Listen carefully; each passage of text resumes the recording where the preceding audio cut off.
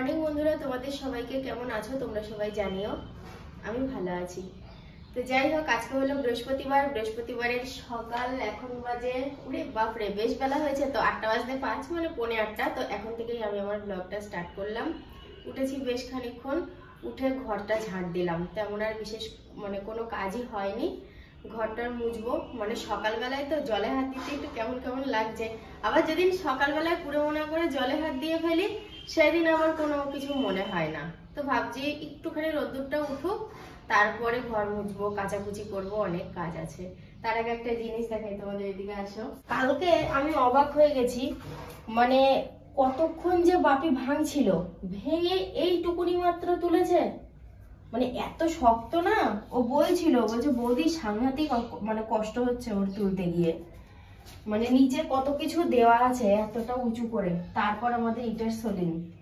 সত্যি 3D কাজটা অনেকটা শখ করেই করা হয়েছিল, কিন্তু দেখো পরিস্থিতির চাপে ভেঙে দিতে হলো। সেটাই সকালবেলা ওই জায়গাটা দেখছি আর মনে মনে ভাবছি। আর তোমরা তো জানোই, তোমাদের সাথীর মনে মনে যেটা ভাবা আর মুখে তোমাদের সামনে সেটা বলেই দেয়। ও পেটে কিছু রাখতে পারে না কথা। আমি এমনই একটা মানুষ না, আমার পেটে কোনো কথা থাকে না। সবসময় মনে হয় কি তোমাদেরকে কখন বলবো। তো যাই হোক, এখন দেখি রোদ্দুরটার একটু অপেক্ষা করি, তারপর একে একে ঘরের কাজ সারবো। শীতের পোশাক কি জিনিস বলো, মাস 3-4 একদম সবাই আদরে ব্যবহার করবে, তারপরে ব্যাস রেখে দেবে, আলমারিতে তুলে রেখে দেবে, যে যেখানে তুলে রাখে। তারপরে আবার সেই দেখা হবে বছরের মাথায়। ও যাচ্ছে চা খেতে, আর আমি যাচ্ছি সবজিওয়ালার গামলা দিতে। টমেটোর কাঁচা লঙ্কা নিলাম। সিম নেবো? সিম আমারও খুব ভালো লাগে। ও সব জিনিস বলবে খাবো, দি যেটা খাবে না সেটার মুখে বলবে না খাবো না, পাতে রেখে দেবে। তাহলে তুমি কি বলছো, এটাকে মাছ বলা যাবে না? এটাকে খাসি বলতে হবে, আমার ননদ বলছে।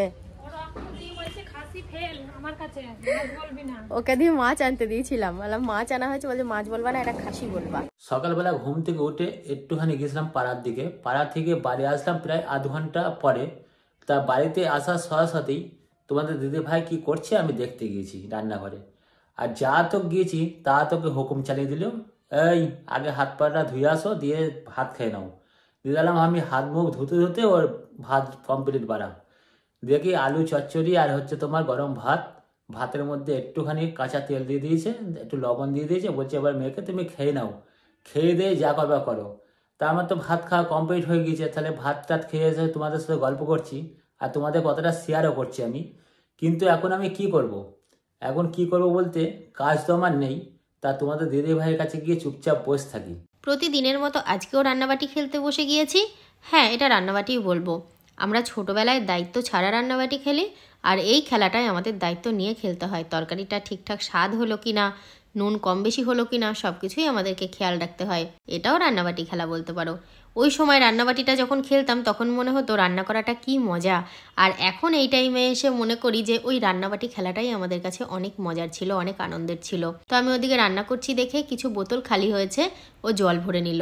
একদিকে বেশ ভালোই হয়েছে যে আমার একটা কাজ তো একটু এগিয়ে থাকে, ও মাঝে মধ্যেই ভরে, আমিও লাস্ট কতদিন ধরে ভরছি। নাহলে ওই মাঝখানে বেশি ভরতো, আমি একদম ভরতামই না। সিমটা ভাজা করে নিচ্ছি। আগের দিন সিম আর মাছের তেল একসাথে ভাজা করেছিলাম বলে তোমাদের দাদা খায়নি। আর এই যে এখানে বাটিতে বাটিতে মাছও সাজিয়ে নিয়েছি। আর আমাকে আগের দিন বললো যে আমার জ্বর এসছে, মুখটা তেতো তেতো ভাব, আমি আর তেতো মাছের তেল খাবো না। আমার একটু মনে খটকা লেগেছিল। ও যখন আজকে সকালে বসে খাবার খাচ্ছে তখন আমাকে জিজ্ঞাসা করছে আজকেও কি সিম আর মাছের তেল একসাথে ভাজবা? আলাম না। আলাম তাহলে কি তুমি আগের দিন এই কারণে খাওনি? দিয়ে হাসছিল, জানো তো। তোমার গাড়িতে একটু তেল নেই, টোটো ভাড়া করে যাবো। হ্যাঁ সেটা হবে, গাড়িতেই যেতে হবে, আর কি মানে আছে, তাই না বলো? টোটো ভাড়া করে যাবো। আর সত্যি করে কিছু কেনার হলে না গাড়ি নিয়ে গেলে খুব প্রবলেম হয়, ওটা আমার খুব রাগ হয়। একটু গাড়ি রাখার জায়গা থাকে, গাড়ি রাখার জায়গা। হ্যাঁ, কেন টোটো করে যাবো? আগে যাইনি কোথাও টোটো করে। হ্যাঁ, স্নান করবে যাবো, ভাত খাও তারপরে যাবো। তাহলে আর কি, আমি বসে থাকি, এখন তো কিছু করার নেই। আমি রেডি হয়ে গেছি অনেকক্ষণ, তো ওর অপেক্ষাতেই করছিলাম। এবার আমি ভেবেছিলাম কি যে শীতের বেলা একটু তাড়াতাড়ি যাবো, তাড়াতাড়ি আসবো, তো সেই কারণেই। কিন্তু দেখো ও পুরো 3টে বাজিয়ে ফেললো। আমার ইচ্ছে ছিল আমি রান্না করে যাব, এসে তারপরে দুপুরের খাওয়া হবে, সেরকম একটা ইচ্ছা ছিল। কিন্তু ওর জন্য লেট হতে হতে ভাবলাম ঠিক আছে তাহলে এই দুটো আড়াইটে নাগাদ বেরোবো। কিন্তু এখন 3টে বেজে গেছে, এখনো বেরোনো গেল না। যাকে আর কি হবে, একটু সন্ধে রাত হয়ে যাবে, এটাই। এখন তো 5টা বাজলেই সন্ধে। এটা খুব আমার কাছে কমন ব্যাপার। কোথাও বেরোনোর আগে আমার মুখটা ঠিক বাংলার 5 হবে, মানে হবেই হবে। সেটা আমার কর্তামশাইয়ের জন্য। মতের মিল তো আমাদের খুব কম হয়, অফ ক্যামেরায় আমাদের সত্যি মতের মিল খুব কম হয়। এমনি মানুষ হিসাবে খুব ভালো, কোনো দোষ দিচ্ছি না, কিন্তু কোথাও যাওয়ার আগে সেই যে রাস্তায় গিয়ে দাঁড়িয়ে থাকবে, আমি যে কখন থেকে রেডি হয়ে রয়েছি সেই বিষয়ে কোনো গ্রাহ্যই নেই। আর আজকে টোটোয় যাওয়া হবে। টোটোয় যাওয়ার দুটো কারণ। প্রথম কারণটা হচ্ছে গাড়ি রাখার খুব অসুবিধে কিছু কেনাকাটা করতে গেলে, আর দ্বিতীয়ত হচ্ছে গাড়িতে তেল নেই। তো তেল নেই বলে কি তেল ভরবে না? পেট্রোল পাম্প অবধি যাওয়ার মতো তেল আছে, কিন্তু আমি দেখলাম থাক, দুটো অসুবিধা যখন আছে তো শুধু আজকে টোটোতে যাওয়াই ভালো। তো ওই জন্য ওর টোটো ডাকার জন্য ওখানে দাঁড়িয়ে রয়েছে। তো টোটো পেয়েও গেছে, মানে যেমন ছিল তেমনই, পুরো চেঞ্জ করার কোনো দরকার নেই, ও পুরো উঠে পড়বে। আমি একটু রেগে গিয়েছিলাম, কেন জানো? আমি শীতের চাদরটা নিতেই ভুলে গেছি। আমি জানি ও চেঞ্জ করবে, আমি শীতের চাদর নেব।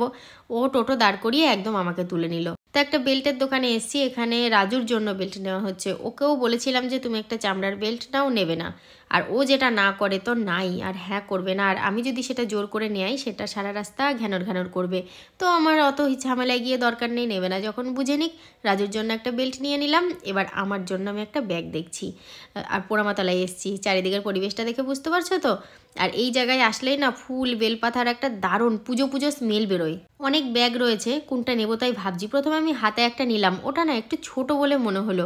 এবার দূরে যাব, অত ছোট ব্যাগের মধ্যে তো কিছু জিনিসও নেবো, কয়েকটা দরকারি টুকিটাকি জিনিস নেবো, আবার খুব বড় ব্যাগও আমি বইতে পারবো না।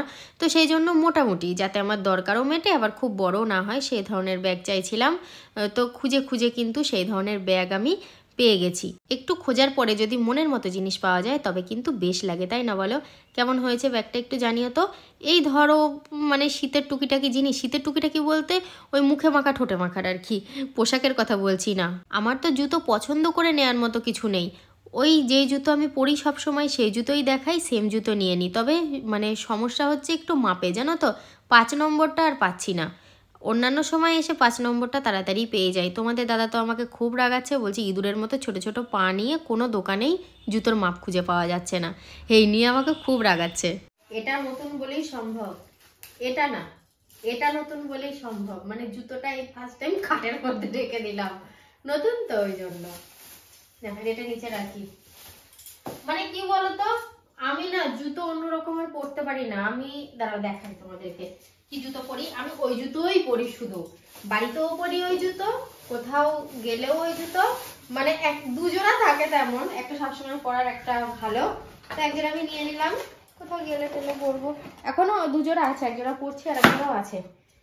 মানে এই যে এই জুতোগুলোই আমি পরি, এগুলোই। অন্য কিছু পরলে আমার পায়ে ব্যথা হয়, আমি হাঁটতে পারি না, চরম প্রবলেম হয়। তো আমার জুতো এটা, মানে কি বলবো, হিরে থেকে জিরে অবধি যা কিছু দরকার সব ওই জুতো। আর এই ব্যাগটা মনে হয় যখন নিয়েছি তখন তো তোমাদেরকে শেয়ার করেছি। ব্যাগের মধ্যে দেখো কত কিছু ভরা আছে, নতুন ব্যাগ এরকম ভরাই থাকে, বুঝতে পেরেছো? দেখি কি কি ভরা রয়েছে। এই যে অনেক কিছু সম্পত্তি ভরা আছে এই ব্যাগের মধ্যে। যাক থাক, খোলা খোলা লাগবে। আমি যখন আমার জিনিসগুলো ঢুকাবো তখন ওগুলো বার করে ফেলবো, তাইলেই হবে। তোমাদের দাদা তো কখনো, আমরা দুজন বাড়ি থেকে বেরোই একসাথে, আর ঢোকার সময় ও ওখানে স্টপেজ নিয়ে নেয়, আমি বাড়িতে ঢুকি। খুব শীত করছে তো সোহিনী বাইরে ঘুরঘুর করছিল। আমি বললাম সোহিনী মুড়ি মাখাতো, আর এত ভালো মুড়ি মাখিয়েছে না, কি বলবো। আমি খেতে গিয়ে বুঝতে পেরেছি, জানো, সত্যি কথা বলতে আমি নিজে মাখালেও এমন হয় না, খুব টেস্টি হয়েছে।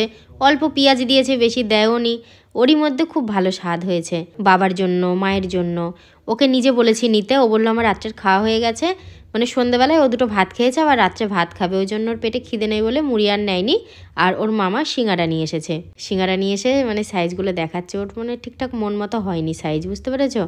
তো যাই হোক, সবারই জন্য সিঙ্গারা আনা হয়েছে। আমরা এই ঘরে মুড়িতে নিয়ে নিচ্ছি, বাকিটা ওই ঘরে পাঠিয়ে দেবো। বাইরে যা ঠান্ডা পড়ছে, ভীষণ ঠান্ডা, ভীষণ ঠান্ডা পড়ছে। আমি শীত করে তো বটে, কিন্তু ঘরে হচ্ছে আজকে চরম ঠান্ডা পড়ছে। এই ব্ল্যাঙ্কেটের উপর দিয়ে আরেকটা চাপিয়ে দেবো যাওয়ার আগে, দেখো খুব শীত করছে। আমি যাচ্ছিলাম একটু পাড়ার দিকে, দিয়ে আমি দেখলাম না টুপিটাকে ভালো করে জড়সড় করে বেঁধে ভালো করে যাই, দিয়ে ও বলে একটু সুর নিতে, তাই সুর নিতে এসে আবার টিভিটা খুললাম। কিন্তু কিছু করার নেই, বাইরে কিন্তু একদম পুরো ঠান্ডা পড়ছে। আর কদিন পর থেকে আগুন করতে হবে, আর কদিন পরে আগুন পড়বো, আগুন করে আগুন পোয়াতে হবে, আগুন পাড়ায় গেলেই আগুন হবে। হ্যাঁ সেটাই, আর কি বলবো, আর বললাম না থাক, আগুন হবে। আগুনটা কি দিয়ে হবে? কাঠ ঘষি কোথায় বাবা? এবছরে দেখছি একটা জিনিস, মানে যেসব কাকিমারা সব গোবর লাঠি করতো, সে গোবর লাঠি করে রাস্তার ধারে শোয়াতে দিত, এবছর একটাও দেখছি না। ঠিক আছে, দাঁড়াও ভিডিওটা দেখার পর বলবে। হঠাৎ করে পিকনিক নাকি রাতের রান্না? রাতে রান্না না, এটা পিকনিক। কে কে? সায়ন, আমি, এই বাড়ির পরিবারের সবাই আর কি। মাতা আমাকে একটু নক করলে না? না, আমি দেখলাম তুমি কাজে ব্যস্ত আছো, সেই কারণে ডাকিনি তো। তাহলে আমি কি ফিস্টি থেকে বঞ্চিত হয়ে গেলাম? না না, সে তোমার নাম আছে খাতায়। খাতায় নাম আছে, ডিমটা ধরা আছে, তাই তো? ধরা আছে। তাহলে চাপ নেই, তাহলে রিল্যাক্স, কোনো অসুবিধা নেই। উনুন যা জ্বলছে না, মনে হচ্ছে 20 মিনিটের রান্না 5 মিনিটে হয়ে যাবে। আমাকে তোমার দাদা গিয়ে বলছে, সুন্দর দেখলাম কাঠ ভাঙছে আর বাপি দেখলাম উনুন পারে, মনে হয় কিছু একটা হবে। আলো কি হচ্ছে? বলছি কি জানি, উনুন না জ্বললে তো বোঝা যাবে না। এই পিকনিকে কি মেনু হলো সেটা কিন্তু বেশি গুরুত্বপূর্ণ নয়, সব থেকে বেশি যেটা আকর্ষণীয় সেটা হলো সবাই মিলে একসাথে বসে এরকম ধোঁয়া ওঠা গরম গরম ভাত তরকারি খাওয়া। উফ, শীতের রাতটা পুরো জমে যায়, বিশ্বাস করো। ছিলাম ব্ল্যাঙ্কেটের তলায়, সোহিনী ডাকতে গেল, বললো মামি মা ডাকছে এসো। আর ওর মা ডাকার কারণটা আমি নিশ্চয়ই বুঝতে পেরে গেছি, খাওয়ার জন্য ডাকছে। তো চলে এসেছি, সবাই মিলে একসাথে খাচ্ছি, কি ভালো লাগছে। তোমাদের দাদা বলছে আমি তো এখন খাবোই না, ওর খাবারটা রাখা আছে, রাত্রে খাবে। ওই দেখো কড়াইতে এখনও ডিমের ঝোল লুকিয়ে দিচ্ছে, তবে ডিমের ঝোলের সাথে কিন্তু 1 পিস করে মাংস ছিল। কাকুলি চিকেন রান্না করেছিল, সেইটা ছিল। তো তারই মধ্যে ডিম দিয়ে তরকারি বানিয়েছে, যা অসাধারণ লাগে না খেতে, কি বলবো। তোমাদের যদি কখনো মাংসের ঝোল বেঁচে যায়, তোমরা ডিম সিদ্ধ করে ভেজে ওর মধ্যে দিয়ে ফুটিয়ে নেবে, দেখবে হেভি লাগবে খেতে। আমরা এরকমটা করি কিন্তু। খাওয়া দাওয়া হয়ে গেছে, চলে এসেছি একদম বাইরে থেকে ফ্রেশ হয়ে, চেঞ্জ করে রাত্রে শোয়ার জন্য প্রস্তুতি নিয়ে নিয়েছি। কটা বাজে জানো? 8:30 বাজে, বেশি বাজে না কিন্তু। শীতের রাত 8:30 মানে অনেক আমার কাছে। এখন কি করব, শুয়ে শুয়ে যদি ঘুম আসে তো ভালো, ঘুম তো এখন আসবেই না, আর আমি রাত্রির 10:30টার পর ছাড়া ঘুমাইও না। তো বন্ধুরা আর কি, শুয়েই থাকবো, আর কি শেয়ার করবো তোমাদেরকে। তো চলো আজকের মতো ভিডিওটা এখানেই শেষ করলাম। তোমরা সবাই খুব ভালো থেকো, দেখা হচ্ছে আবার কালকে সকাল থেকে। সবাইকে গুড নাইট।